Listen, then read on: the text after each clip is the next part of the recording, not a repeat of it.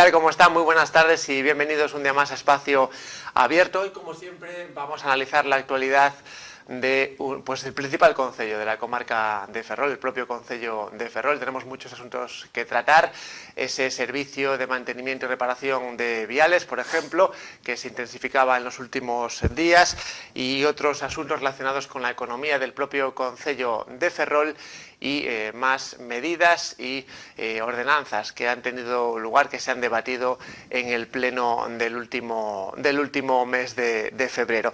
Para ello, para analizar la actualidad de Ferrol, contamos hoy con el portavoz del Bloque Nacionalista Galego de este municipio, Iván Rivas. Buenas tardes y gracias por acompañarnos un día más. Hola, buenas tardes, sí, gracias a vos. Bueno, hablaba yo de este servicio municipal de reparación y mantenimiento de viales del concello de Ferrol, que se está actuando ahora en varias zonas del municipio. ¿Cómo valoráis el trabajo que se está haciendo desde esta área? Ben, nós consideramos que a imaxe desta cidade a nivel físico é evidente que cada vez está máis deteriorada, o propio comercio local cada vez está a pasar máis dificultades e, por tanto, as actuacións que se están a desenvolver por parte deste goberno municipal é evidente que son insuficientes respecto do desenvolvemento da práctica de reparación de viais por parte da empresa contratada polo Concello, advertir varias cuestións. En primeiro lugar, que se pon a funcionar este contrato para prestar este servizo en xaneiro de 2013, cando houve un período anterior desde que o Partido Popular entrou no goberno do Concello de Ferrol desde mediados do ano 2011 no que non existía ningún tipo de prestación de servizo relacionado con este mantemento de viais. A isto súmase o feito de que isto se fai reducindo o gasto destinado a este obxecto e que se combina con que esta reducción na prestación deste servizo, que é unha dinámica que está a adoptar como carácter xeral este goberno municipal, a reducción do gasto destinado a cubrir as necesidades básicas dos veciños e veciñas, ao mesmo tempo se desenvolven proxectos cun carácter fundamentalmente aparencial, fundamentalmente formal, como pode ser o propio proxecto para a Praza de España, o feito de dotar con 100.000 euros para a renovación do mobiliario urbano da Magdalena, ou instalar un ascensor na Costa de Mella, non sabemos moi ben para qué. Quero dicir con isto que o que debería facer o goberno municipal é actuar respecto ás necesidades máis inmediatas, máis básicas que teñen os veciños e veciñas desta cidade, e o feito de que reduza o gasto destinado á reparación o mantemento de viais, o feito de que reduza o gasto destinado ao mantemento das estradas na zona rural, vai no sentido contrario á dirección que debería adoptar este goberno municipal. E, ademais, como fai noutros ámbitos nos que ten competencias para actuar, faino sin executar a totalidade do gasto que xa, sendo reducido, non é capaz de desenvolvelo de maneira íntegra na anualidade que lle corresponde. Isto aconteceu xa durante o ano 2013 e na liquidación que se presentará seguramente en breve poderemos ter a constancia certa de cal é o nivel de execución relativo a esta partida en concreto. Bueno, hablando en concreto también de este ámbito de la reparación de viales, señor Rivas, le quería preguntar por un proyecto en concreto de pavimentación en una de las zonas más deterioradas de Ferrol, ¿no? En el barrio de San Juan, en varias calles se va a iniciar un proyecto. Está previsto que en el mes de abril se inicien los trabajos en 3 calles diferentes de este barrio, calles en donde precisamente su formación municipal había estado reivindicando esa actuación inmediata, ¿no? Bueno, ¿cómo ven ese proyecto ahora anunciado por el Concello? Ben, nos, en primeiro lugar, e enlazando coa pregunta que me facías anteriormente, nos cuestionamos esta actitude e este comportamento do goberno municipal de abandono que ten sometido os veciños e veciñas desta cidade respecto das súas necesidades máis básicas. Unha delas era a situación, e é a situación na que se atopan estas rúas a que vostede se está a referir agora mesmo, e que teña que ser a presión veciñal a que faga que o goberno municipal actúe. neste sentido, a presión veciñal despois de moitísimo tempo presionando para que isto se desenvolvese, parece que está dando os seus resultados. En primeiro lugar, se consignou unha cantidade determinada, 90.000 euros, para a urbanización destas tres rúas e estamos agora no proceso de licitación para o inicio destas obras. Ben, nós, desde o Bloque Nacionalista Galego, o que queremos, en primeiro lugar, é felicitar os veciños e veciñas deste ámbito da cidade polo seu tesón e polo seu comportamento sempre cívico, pero sempre coa esperanza de conseguir aqueles obxectivos para os que se estaban a manifestar e decir, ademais, que, como digo, esta situación na que se atopaban estas rúas non é unha situación única dentro do que é o conxunto da cidade. Estamos a ver cal é a situación da urbanización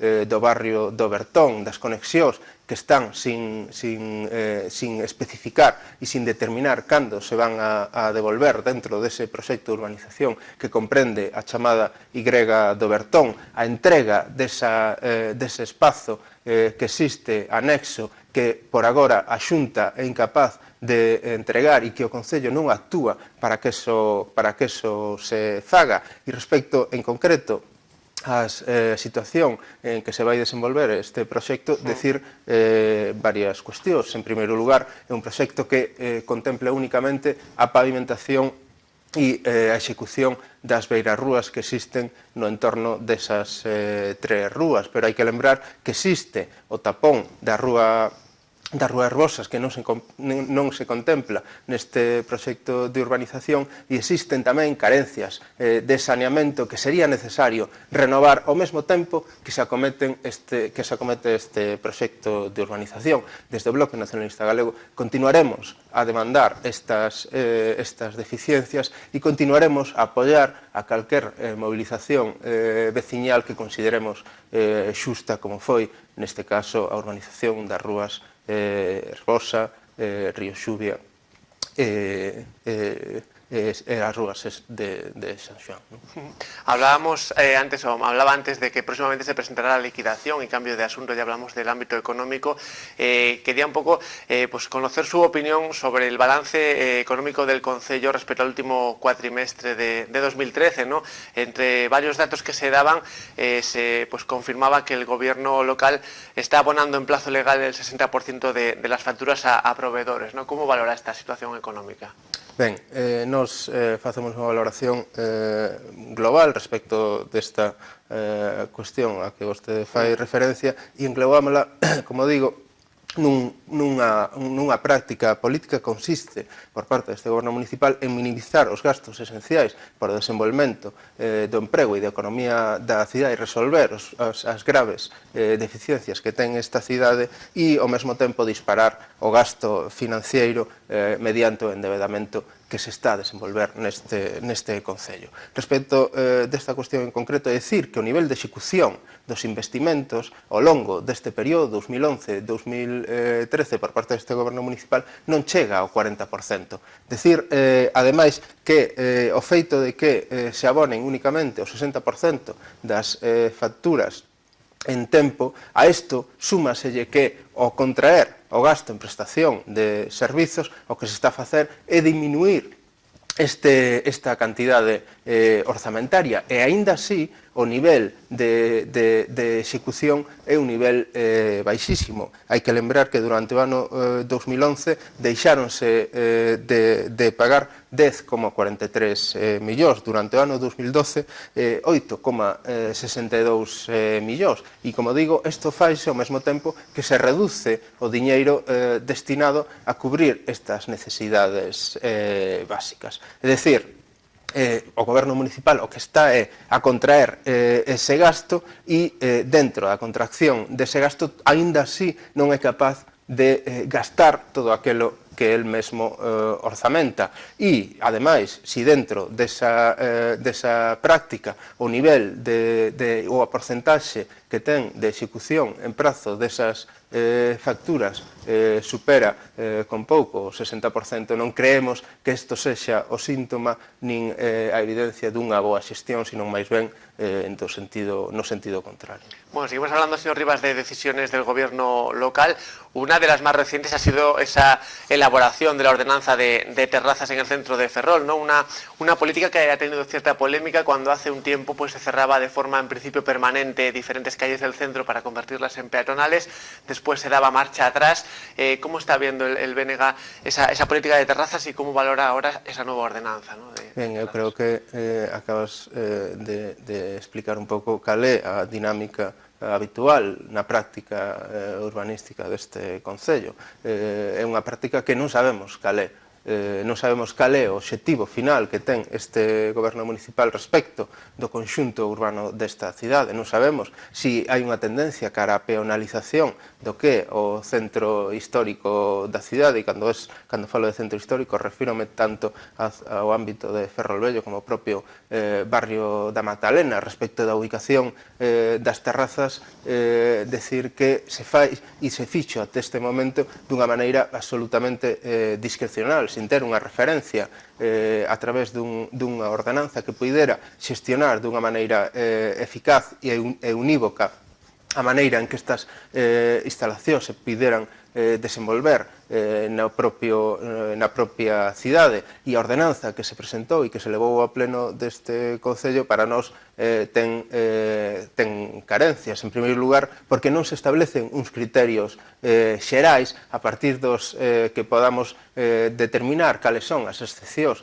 que se poidan facer no que é o conxunto da cidade, sino que máis ben se actúa en sentido contrario. É unha ordenanza excesivamente aberta que non ten uns criterios básicos para poder determinar de maneira eficiente e sin que quepa lugar a dúbidas sobre cales son as condicións para poder instalar unha terraza. Consideramos que o camiño debería ser o contrario, definir uns criterios xerais e despois, a través dunha comisión avaliadora, determinar aquelas excepcións sempre dunha maneira xustificada para que poidamos, como debería ser o obxectivo dunha ordenanza de terrazas, conciliar a necesidade de desenvolvemento dunha actividade económica en concreto co dereito a disfrutar do espazo público por parte dos veciños e veciñas desta cidade dunha maneira, como digo, normal.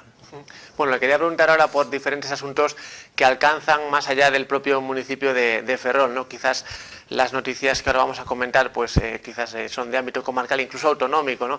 Sin ir más lejos, la pasada semana, entre ellas, asistíamos a esa visita, ¿no?, de la Consellería de Sanidad al arquitecto Marcide, una visita que pues se veía, digamos, alterada por diferentes sindicatos y la Junta de Personal, ¿no?, del área sanitaria de Ferrol, que le reclamaban o le criticaban a la consellera pues la intención desde su punto de vista de privatizar la sanidad. Bueno, usted estaba en esas manifestaciones. Bueno, ¿cómo me valora esa situación, ¿no?, que se produjo en la visita de la consellera a Ferrol?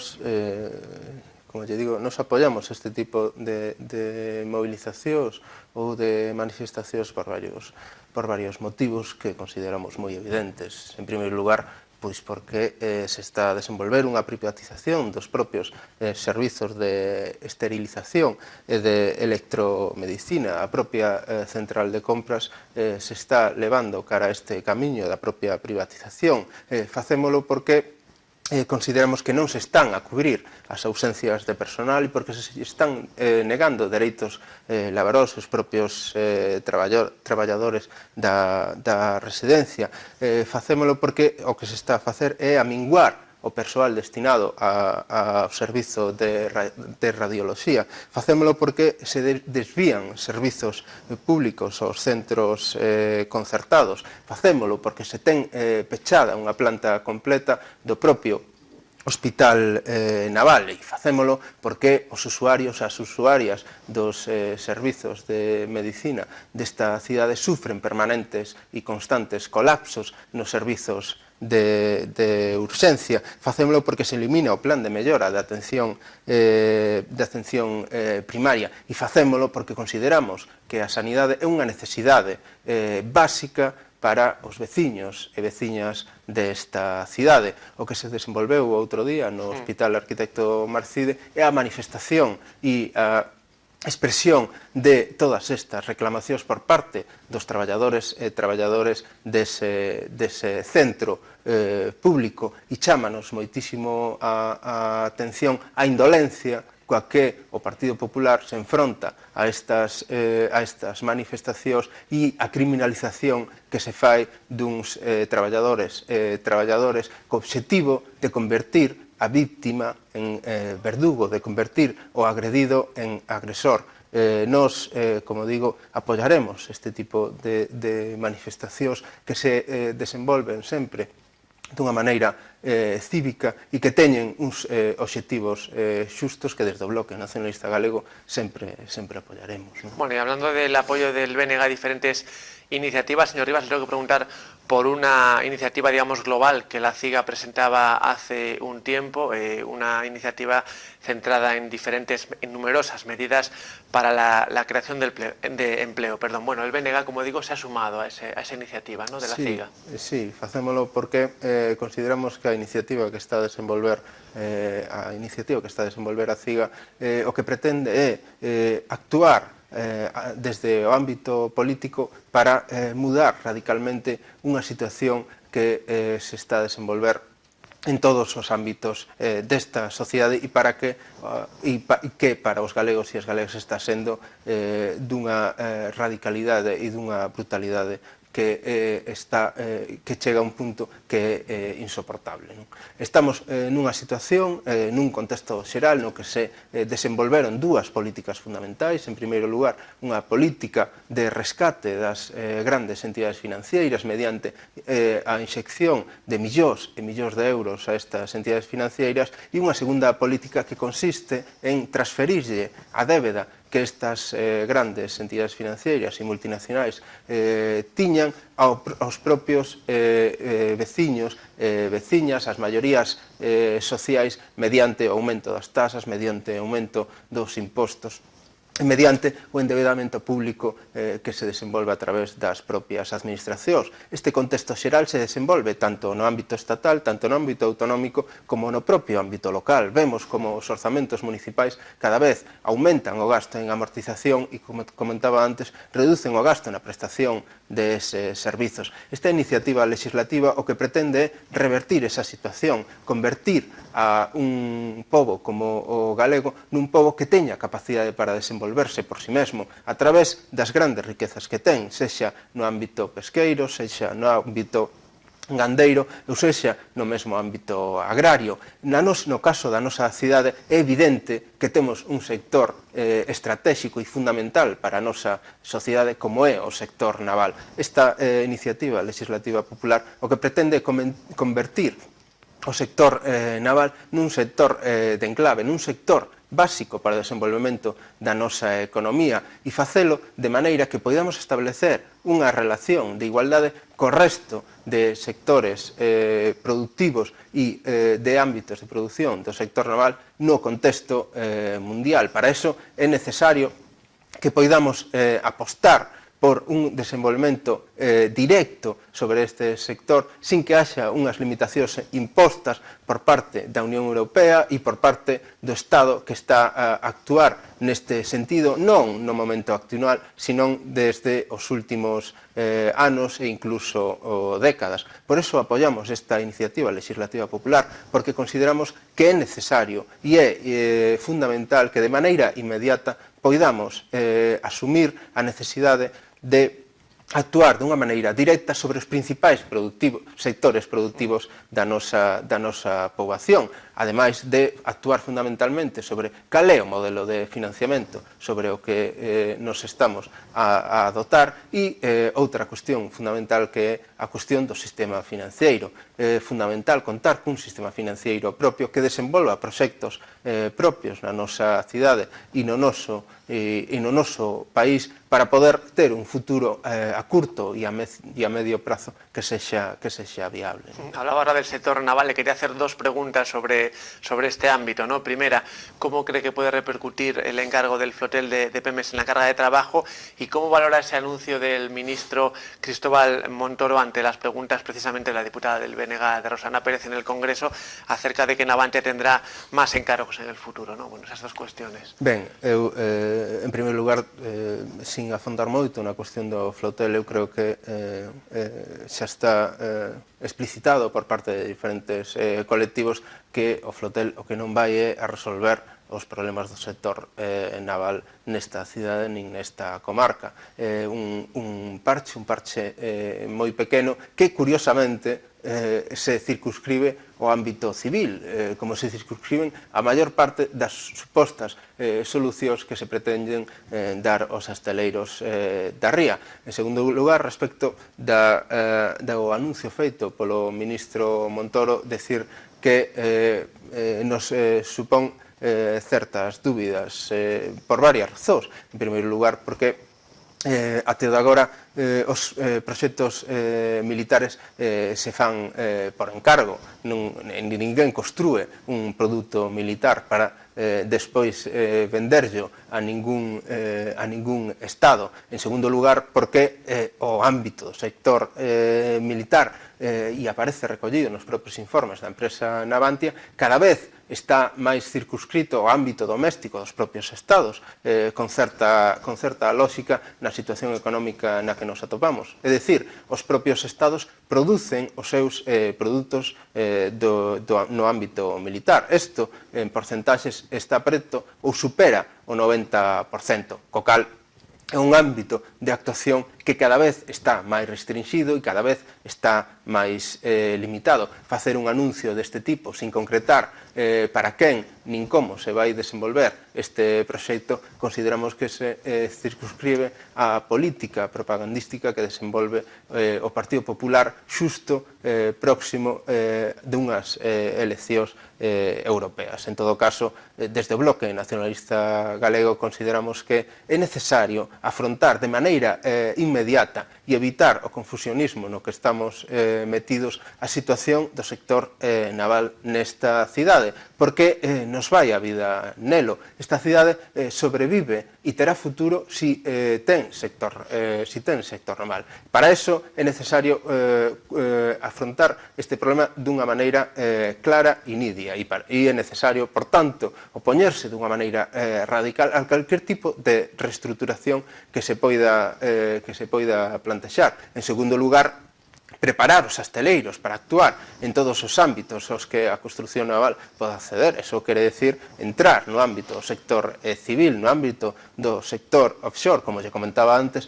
moitas das solucións que se propoñen se circunscriben a este ámbito, o ámbito do civil, para o cal os asteleiros da ría teñen unhas limitacións importantes. A cuestión de que o asteleiro de Fene non pode producir ningún tipo de produto civil e o asteleiro de Ferrol ten unha limitación do 20% respecto do sector militar, un sector militar que, como falamos antes, non ten carga de traballo, co cal, como xa temos comentado aquí en outras ocasións, o 20% de cero continúa a ser cero. En terceiro lugar, hai que decir que a situación económica da empresa é unha situación límite. É necesario afrontar esta situación dunha maneira inmediata. É necesario recapitalizar esta empresa de maneira inmediata para que non nos pase como aconteceu no ano 2005, que isto sexa a xustificación para considerar axudas ilegais, aportacións deste tipo, e que sexan a coartada para poder continuar a limitar a estes asteleiros para poder desenvolverse en calquer ámbito e xustificar unha nova reestruturación. Por tanto, en resumo, decirlle que estes anuncios que non se concretan en nada, que son fogos de artificio, deberían concretarse, como digo, en propostas concretas a través dun proxecto inmediato e de futuro para o principal sector productivo desta cidade. Le quiero preguntar ya para terminar por un proyecto que sí que está en marcha desde hace tiempo, un gran proyecto que afecta a la comarca de Ferrol y además es fundamental también, ¿no? Las obras de saneamiento de la ría de Ferrol. ¿Cómo valora, señor Rivas, la marcha que están llevando estas obras? Ben, a nosa posición respecto das obras que se desenvolven no Concello de Ferrol en relación co saneamento da ría xa explicitamos en varias ocasións e a situación na que se atopan as obras no estado actual chámanos a atención a actitude que se mantén por parte deste goberno municipal e incluso por parte da Xunta de Galiza. Pero isto deriva de asinar un convenio cunha empresa pública estatal como foi no seu momento a Coebro, agora a Coes, na que o goberno municipal e a Xunta de Galiza decidiron que non tiñan nada que decir respecto de cal era o modelo de saneamento para esta cidade e para o conxunto desta ría. É evidente que estas obras están a xerar graves perxuizos aos veciños e veciños desta cidade. É evidente que os retrasos que se están a desenvolver van ter consecuencias sobre a situación da propia cidade e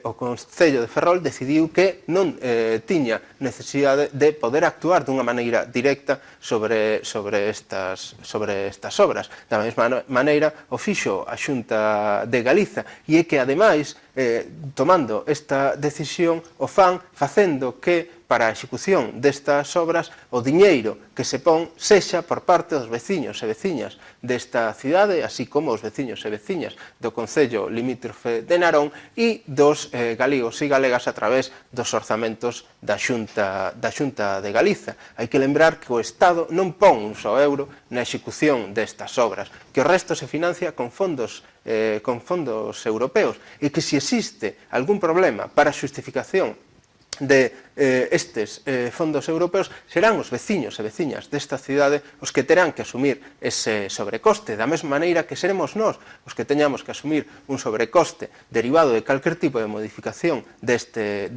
proxecto e da mesma maneira que seremos os veciños e veciñas desta cidade os que teremos que asumir tanto unha tarifa fixa para a execución destas obras como unha tarifa variable que todavía está sin determinar e que pode triplicar o coste actual da auga para o aumentamento destas instalacións, unhas instalacións que están proxectadas dunha maneira que para nós tamén é cuestionable o feito de que isto se faga a través dunha rede unitaria e non a través dunha rede separativa e que isto, desde a posición do Bloque Nacionalista Galego, non debería ser tampouco un impedimento para desenvolver un modelo diferente de saneamento e senón aínda que non fose dunha maneira inmediata, pero sí preparar a rede de saneamento que se está a desenvolver no momento actual para que nun futuro puidéramos ter un saneamento sustentable nesta cidade a través dunha rede separativa. Por tanto,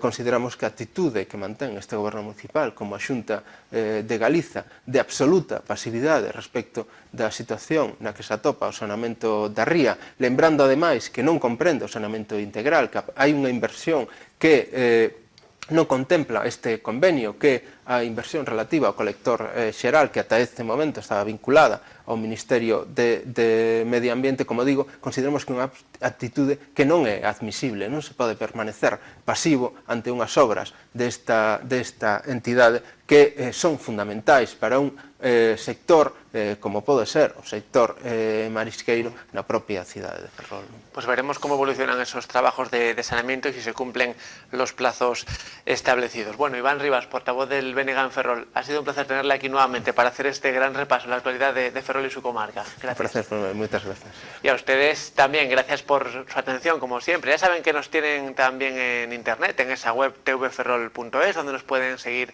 en directo y también en diferido a través de televisión a la carta. Nosotros volvemos el próximo día para seguir hablándoles de la actualidad de esta comarca. Buenas tardes, hasta luego.